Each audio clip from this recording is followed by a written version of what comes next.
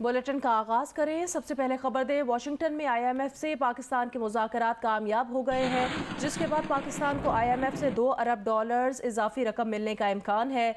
पाकिस्तान को IMF की जानिब से कर्ज प्रोग्राम में 9 से 12 माह तक छूट मिलने का भी इम्कान है। IMF mission chief Pakistan Nathan porter ने कहा है कि मुलाकात में इत्तेफाक हुआ कि सब्सिडी के खात्मे के लिए फौरी एक्शन लिया जाए। सब्सिडी का मामला 7वें जायजे से मुताल्लिक मुज़ाकरात में ताख़ीर का बाइस बना। तवक्को है कि IMF मिशन मई में मजीद बातचीत के लिए पाकिस्तान का दौरा करेगा। वाशिंगटन में कामयाब मुज़ाकरात के बाद पाकिस्तान को IMF से $2 अरब इजाफी रकम मिलने का इम्कान पैदा हो गया। अब IMF से पाकिस्तान को कुल $8 अरब की रकम मिल सकेगी। IMF की जानिब से जारी एक बयान में मिशन चीफ नेथन पोर्टर ने कहा कि वजीर खजाना मिफ्ता इस्माइल से मुज़ाकरात मुस्बत रहे। मुलाकात में इत्तेफाक हुआ कि सब्सिडी के खात्मे के लिए फौरी एक्शन लिया जाए। सब्सिडी का मामला ही 7वें जायजे से मुताल्लिक मुज़ाकरात में ताख़ीर का बाइस बना। नेथन पोर्टर ने कहा कि पाकिस्तान ने तौसी फंड की सहूलत जून 2023 तक बढ़ाने की दरख्वास्त की है। IMF मिशन मई में पाकिस्तान का दौरा करेगा। इससे कबल तर्जुमान IMF जेरी राइस ने भी वजीर खजाना से होने वाले मुज़ाकरात को मुस्बत करार दिया और कहा बातचीत में इन पॉलिसियों पर गुफ्तगू हुई जो IMF प्रोग्राम जारी रखने के लिए ज़रूरी हैं। तज्ज़ियाकारों के मुताबिक पाकिस्तान की जानिब से IMF के मुतालबात मानने और सब्सिडी के खात्मे के बाद पेट्रोल और डीजल महंगा होगा, बिजली की कीमत भी ऊपर जाएगी। माशी माहिर मोहम्मद सोहेल के मुताबिक IMF प्रोग्राम में तोसी से सरमायाकारों में एतमाद पैदा होगा। ताहम कशीदगी के माहौल में इस्लाहात के निफाज के लिए सियासी अज़म की ज़रूरत होगी।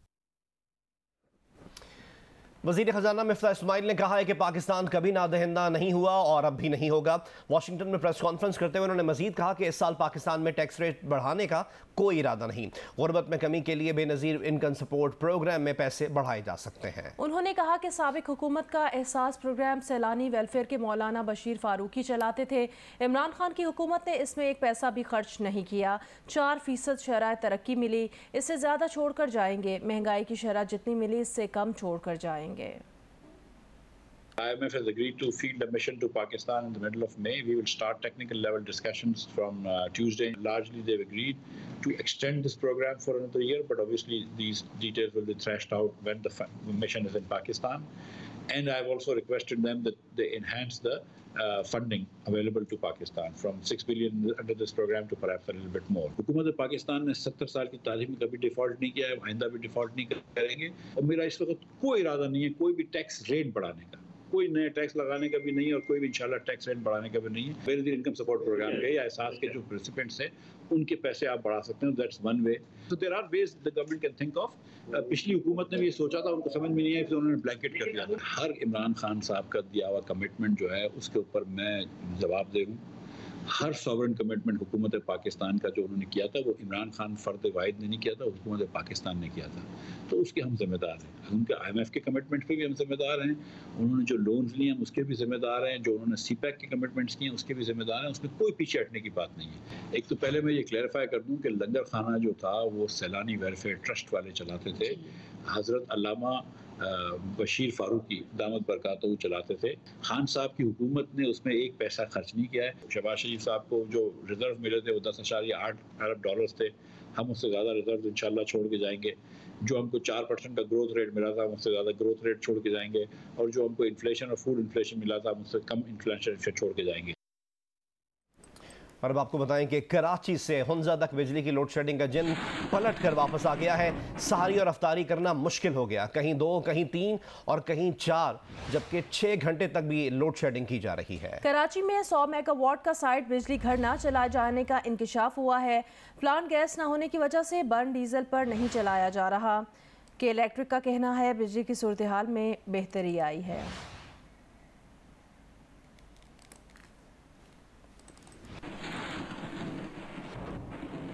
के इलेक्ट्रिक के लोड शेडिंग में कमी के दावे कहीं दिखाई नहीं दिए। रोज़ादार बदतरीन लोड शेडिंग से हलकान हो गए हैं। मुख्तलिफ इलाकों में दौरानिया 8 से 16 घंटे तक पहुँच गया। मुस्तस्ना इलाकों में भी बिजली की आंख मचोली जारी है। कई इलाकों में रही सही कसर गैस किल्लत ने पूरी कर डाली। शहरी 2 हफ्तों बाद ही पुराने पाकिस्तान में पहुँच गए। तफसीलात जानते हैं इस रिपोर्ट में। इलेक्ट्रिक की जानिब से शहर में लोड शेडिंग के दौरानिये में कमी का दावा धरा रह गया। कराची में गर्मी शुरू होते ही बदतरीन लोड शेडिंग का सिलसिला शुरू हो गया। कई इलाकों में 8 से 16 घंटे बिजली गायब रहना मामूल, जबकि मुस्तस्ना इलाकों में 4 से 6 घंटों की लोड शेडिंग शुरू कर दी गई है। बेशतर इलाकों में रोज़ादार अंधेरे में सहरी और इफ्तारी करने पर मजबूर हैं।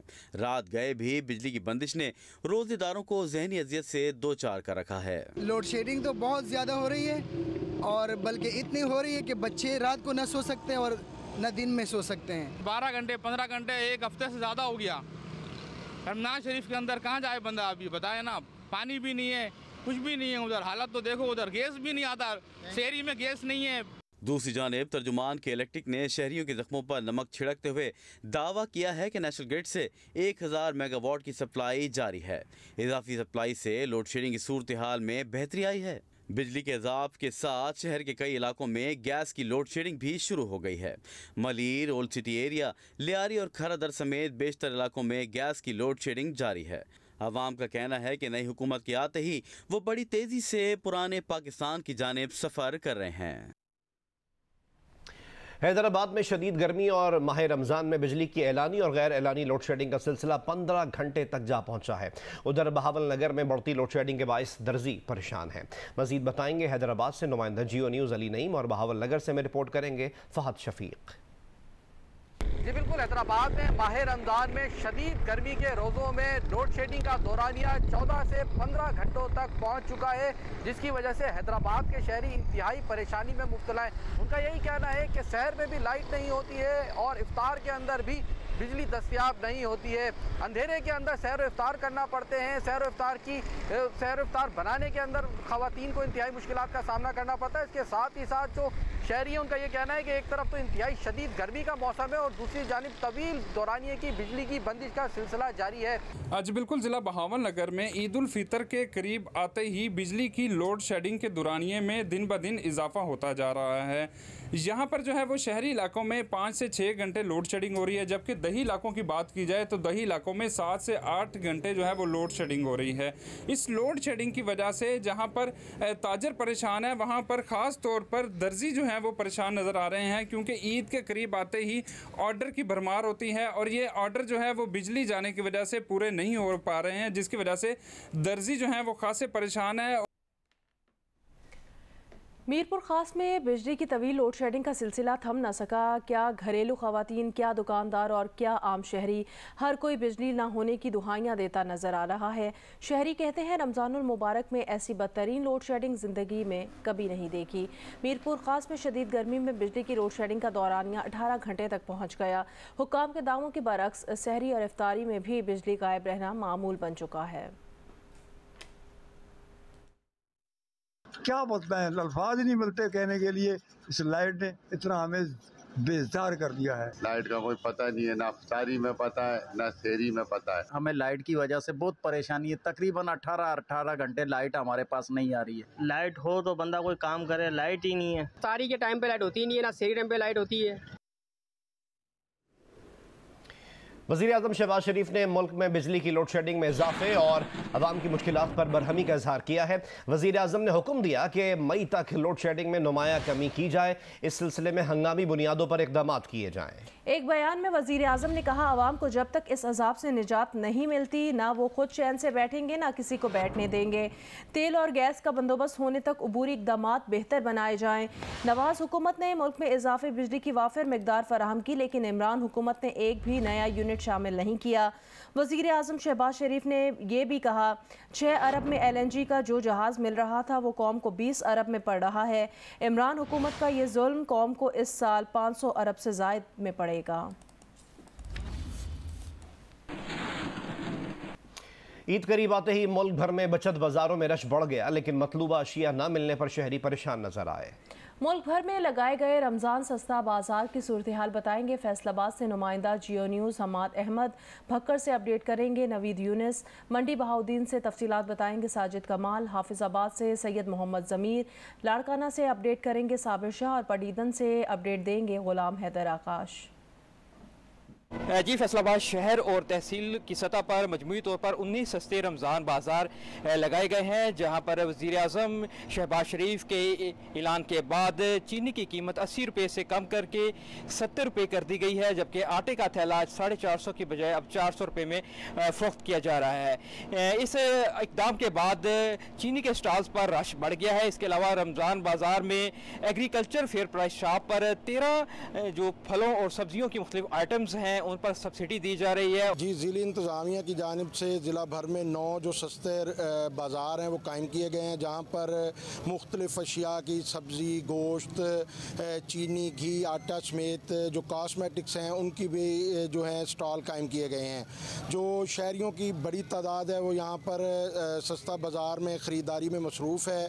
हाँ जी, बिल्कुल इंतज़ामिया की जानिब से माह रमज़ान में शहरियों को सस्ते दामों शेख खुर्दनोश की फराहमी के लिए मुख्तलिफ मकामात पर जो है वो 4 रमज़ान बाज़ार लगाए गए हैं। मैं इस वक्त शहर के वस्त में वाक़ रमज़ान बाज़ार में मौजूद हूँ। यहाँ जो है वो आटा, चीनी, घी समेत जो है वो दीगर फल सब्जियाँ और शेख खुर्दनोश जो है वो रहती निर्खों पर शहरियों को फराहम की जा रही हैं। आटा जो है वो 10 किलो का थैला 400 रुपये में फराहम किया जा रहा है। चीनी जो है वो 70 रुपये किलो। जी, मैं इस वक्त हाफिजाबाद के मॉडल बाज़ार में लगाए गए सस्ता रमज़ान बाज़ार में मौजूद हूँ, जहाँ पर हुकूमत की जानब से सब्सिडी दिए जाने के बाद 10 किलोग्राम आटे का थैला 400 रुपये में फराहम किया जा रहा है, जबकि मार्केट और आम बाज़ारों में यही थैला 550 रुपये तक में फ़रोख्त हो रहा है। इसी तरह सस्ते रमज़ान बाज़ार में चीनी 70 रुपये फ़ी किलो रियायती कीमत पर दी जा रही है। लाड़काना में ज़िले इंतज़ामिया की जानिब से 3 मकामात पर बचत बाज़ार लगा दिए गए हैं। इन बचत बाज़ारों में इस बात का खुसूसी एहतमाम किया गया है कि लोगों को सस्ती और मयारी अशिया वाफिर मकदार में फराहम हो सके। इसके जायज़े के लिए असिस्टेंट कमिश्नर अहमद अली सुमरो मुख्तलिफ मकामात का दौरा करते रहे हैं। जी बिल्कुल, रमज़ानुल मुबारक का तीसरा अशरा शुरू हो चुका है, ताहम हुकूमत की जानिब से कहीं भी सस्ता बाज़ार नहीं लगाया जा सका है। ना ही सस्ता आटा मिल रहा है, ना सस्ती चीनी। रोज़ेदार ओपन मार्केट से महंगी सब्जियां, महंगे फ्रूट और महंगी अशिया खुद नोश खरीदने पर मजबूर है। उनका कहना है कि हुकूमत की जानिब से सिर्फ ऐलानात तो किया गया है कि सस्ता आटा फराहम किया जाएगा, ताहम हुकूमत की जानिब से कहीं भी ना सस्ता बाज़ार लगाया गया है, ना सस्ता आटा मिल रहा है। बदीन में ज़िला इंतज़ामिया की जानिब से बचत बाज़ार कायम ना किए जाने के बायस सस्ते आटे, घी और चीनी के हुसूल के लिए यूटिलिटी स्टोर्स पर आवाम का रश बढ़ गया है। बहावलपुर में भी यूटिलिटी स्टोर्स पर शहरियों का रश है। मजीद हमें आगाह करेंगे बदीन से नुमाइंदा जियो न्यूज़ एजाज जई और बहावलपुर से अमीन अब्बासी। देखिए, माह रमज़ानुल मुबारक में जहाँ हर चीज़ महंगी हो जाती है तो वहाँ हुकूमत की जानिब से ऐसे इक़दाम भी किए गए हैं जो कि गरीब और मुतवस्सित तबके के अफराद के लिए भरपूर फ़ायदेमंद साबित हो रहे हैं। इस वक्त ज़िला बदीन के तमाम यूटिलिटी स्टोर पर आवाम का सुबह से लेकर शाम तक खासा रश दिखाई देता है। इन यूटिलिटी स्टोर से खरीदारी करने वालों में ज़्यादातर अफराद का ताल्लुक देही इलाकों से है या फिर ये योमिया उजरत पर काम करने वाले मजदूर हैं।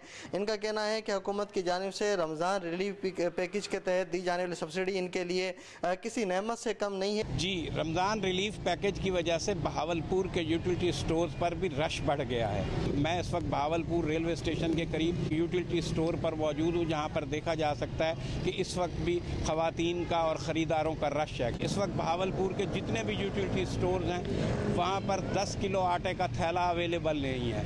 शहरियों का कहना है कि लोग ज़्यादातर जो है वो आटा ख़रीदते हैं। हुकूमत को चाहिए कि वो फौरी तौर पर यूटिलिटी स्टोर्स पर 10 किलो आटे का थैला फराहम करे ताकि लोग जो है वो इस रमज़ान खसूसी पैकेज से ज़्यादा फ़ायदा उठा सकें।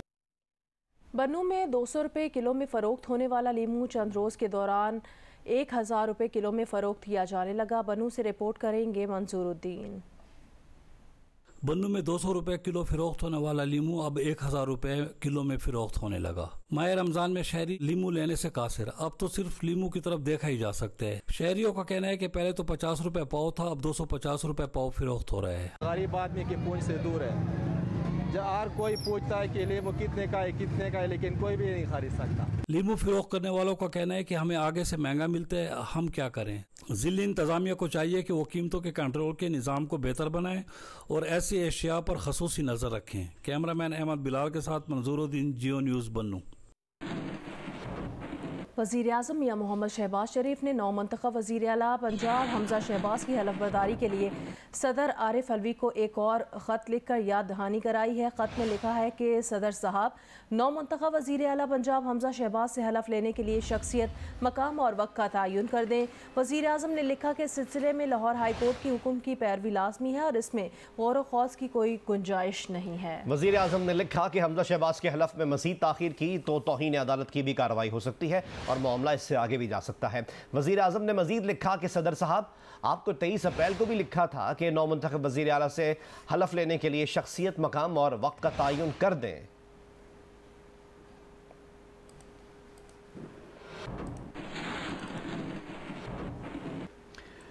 साबिक स्पीकर असद कैसर ने अपनों में रेवड़ियां बांटने के नए रिकॉर्ड कायम कर दिए। कौमी असम्बली सेक्रेटेरिएट में 200 अफराद की भर्ती और तरक्की केस में नई तफसीलात सामने आ गई।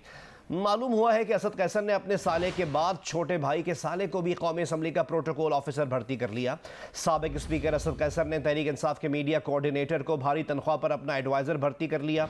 असद कैसर ने माजूरों का कोटा भी नहीं छोड़ा और अपने हल्के के एक शख्स को माजूरों के कोटे पर मुलाजमत दिलवा दी। असद कैसर ने तहरीक अदम एतमाद से एक दिन पहले ग्रेड 1 के एक मुलाजिम को 9वें ग्रेड में तरक्की दे दी। साबिक स्पीकर असद कैसर ने असम्बली सेक्रेटेरिएट के मजीद 9 अफसरान को ग्रेड 20 से ग्रेड 21 में पहुंचा दिया। भर्ती होने वाले अक्सर मंजूर नज़र अफराद ड्यूटी पर आए बगैर तनख्वाह पाते हैं। हाजिरी के लिए बायोमेट्रिक सिस्टम कोरोना के बहाने 2.5 साल से बंद है।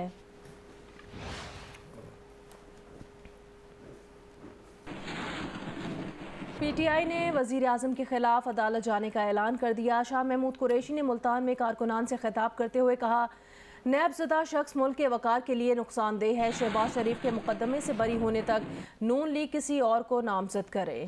मजीद कहा, इमरान खान को नाअहल और PTI पर पाबंदी की साजिश हो रही है। हुकूमत ने पहला काम अवाम की भलाई के बजाय अपने लोगों के नाम ECL से निकालने का किया। पीपल्स पार्टी पर तंज करते हुए कहा कि बेनज़ीर का बेटा नवाज शरीफ से कौमी असम्बली की सीटों की खैरात लेने गया। वो शख्स जिस पर नैब के मुकदमे हों,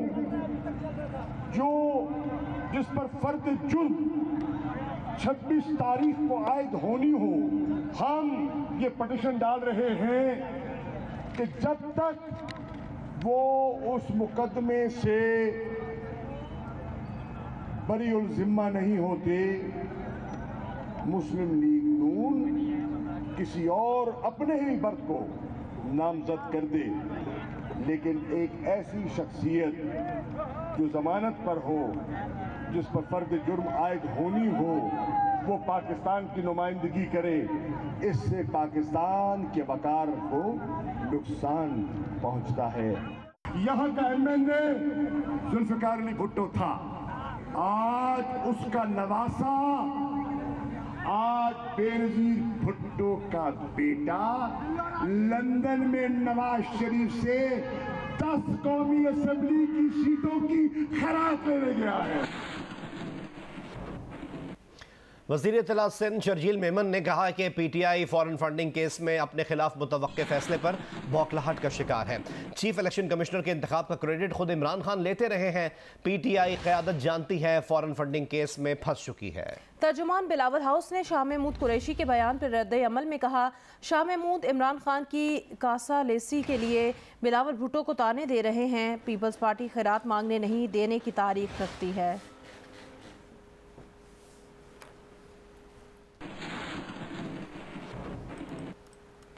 वफाकी वज़ीर मियाँ जावेद लतीफ़ ने कहा, पूरी कौम 4 साल से झोलियाँ उठाकर इमरान खान के जाने की दुआएं मांग रही थी।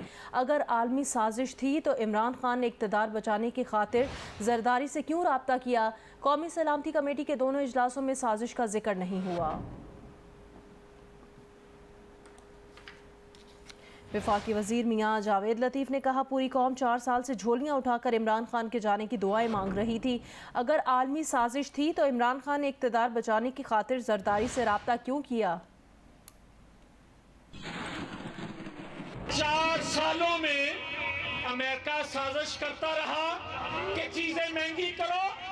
जब अदम एतमाद की तहरीक पेश हो गई तो आसफ अली जरदारी के पास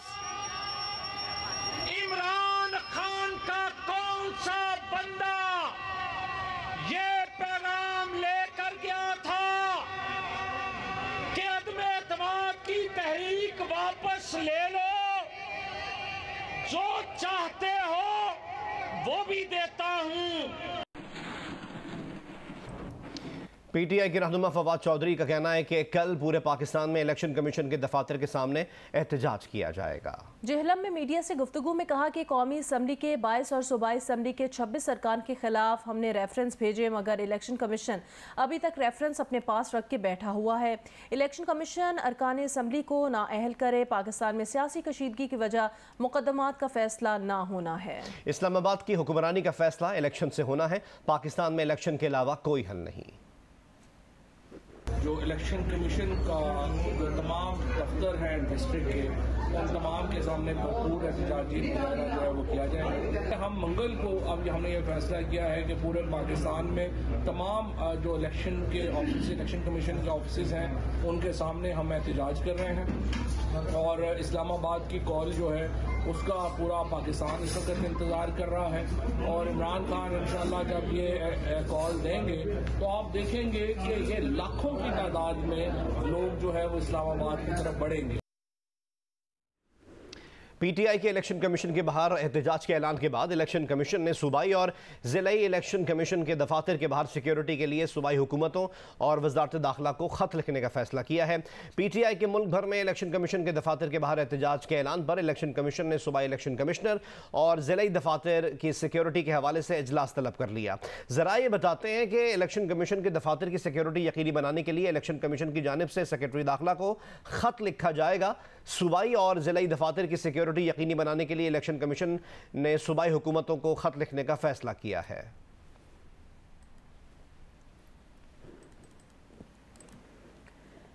वज़ीर आज़म शहबाज शरीफ ने ईद पर कैदियों की सज़ा में 2 माह कमी और जेल रिफॉर्म्स के लिए कमेटी बनाने का ऐलान किया है। उन्होंने PKLI के दौरे के मौके पर अस्पताल के इंतज़ामी मामलात पर अदम इत्मीनान और 20 में से 14 ऑपरेशन यूनिट्स के गैर फाल होने पर शदीद बरहमी का इजहार किया। शहबाज शरीफ के दौरे लाहौर पर मसरूफियात के हवाले से मजीद हमें रिपोर्ट करेंगे नुमाइंदा जियो news Usman Bhatti.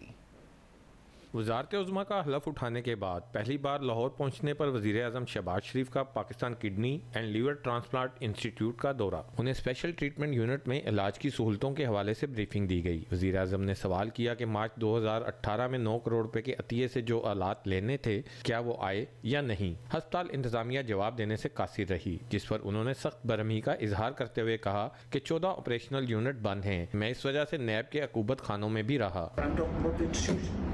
I'm talking to the government. What have we done? 20 units में से 6 चल रहे हैं और 14 बंद और state of the art modular unit बनाए और भी हम state of the art equipment लेके आए जो मशीनें यहाँ पर हैं, पूरे पाकिस्तान में कहीं नहीं है। वज़ीर आज़म ने इंतजामिया पर इज़हार नाराज़गी करते हुए कहा कि खुदा को क्या जवाब देंगे, मैं ब्रीफिंग से बिल्कुल मुतमईन नहीं। चीफ सेक्रेटरी साहब को गुजारिश की कि इसका दोबारा वो एक रिव्यू लें और 48 घंटों में मैं इंशाल्लाह बैठूंगा। और ये अस्पताल पाकिस्तान के अजीम बुजुर्गों, भाइयों, बेटों, माओ और बच्चों के लिए है और उनके लिए मुफ्त इलाज कराना ये हुकूमत की जिम्मेदारी है, इसलिए अस्पताल बना। मीडिया से गुफ्तगू में वज़ीर आज़म ने इंकशाफ किया कि अस्पताल में सिर्फ 17% गरीबों का इलाज हुआ। 83% उमरा ने पैसे देकर इलाज कराया, जबकि ये अस्पताल गरीबों के लिए बनाया था। वज़ीर आज़म शहबाज शरीफ ने कोट लखपत जेल का दौरा भी किया, जहां उन्होंने ईद के मौका पर कैदियों की सज़ा में 2 माह कमी और वज़ीर दाखिला की सरबराही में जेल इस्लाहात के लिए कमेटी बनाने का ऐलान किया। शहबाज शरीफ जौहर टाउन रमज़ान बाजार भी पहुंचे और सहूलतों का जायजा लिया। वज़ीर आज़म ने जाती उमरा में अपने वालिदैन की कब्रों पर फातिहा खानी की और मरियम नवाज से मुलाकात भी की। कैमरामैन ख्वाजा आमिर के साथ उस्मान अहमद भट्टी, जियो न्यूज़, लाहौर।